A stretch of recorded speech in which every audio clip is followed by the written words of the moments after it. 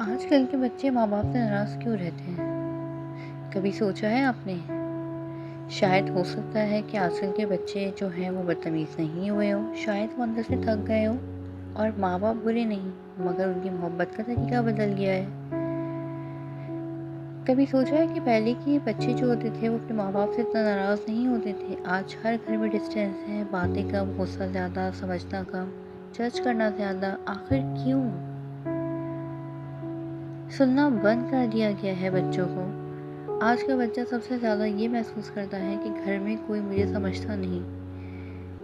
जब बच्चा अपनी फीलिंग्स बताता है तो उसे कंपेयर किया जाता है, डांटा जाता है और उसकी बात को ड्रामा कहा जाता है और धीरे धीरे वो फिर चुप होना सीख लेता है। जज्बात से ज़्यादा अहम नंबर्स और मुस्तकबिल को बना दिया गया। सिर्फ मार्क्स, फ्यूचर और लोग। हर वक्त लोग क्या कहेंगे, नंबर कितने आए, करियर क्या बनेगा। लेकिन किसी ने ये नहीं पूछा तुम ठीक हो। बच्चे रोटी की कमी से नहीं, समझ की कमी से टूट रहे हैं। मोबाइल ने रिश्तों की जगह ले ली। एक ही घर में रहकर भी सब अलग दुनिया में है। पेरेंट्स बिजी, बच्चे बिजी और इमोशंस अनरीड मैसेजेस की तरह रह गए। मोहब्बत है मगर इजहार नहीं।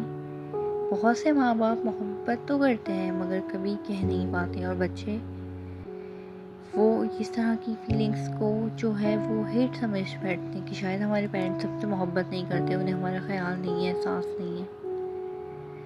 हर दर्द चीख कर नहीं बताया जाता। कुछ बच्चे खामोश रहकर टूटते हैं और वालिदैन भी अक्सर खामोशी में रोते हैं। बाज़ औक़ात बाप बहुत मोहब्बत करता है मगर इजहार करना नहीं जानता और कभी कभी सिर्फ एक गले लगाने से बरसों की, सालों की जो नफ़रत है, जो दूरी है, जो बातें दिल में इंसान की होती हैं वो दूर हो जाती हैं। इस्लाम हमें सिर्फ वालिदैन की इज़्ज़त ही नहीं बल्कि बच्चों पर रहम करना भी सिखाता है।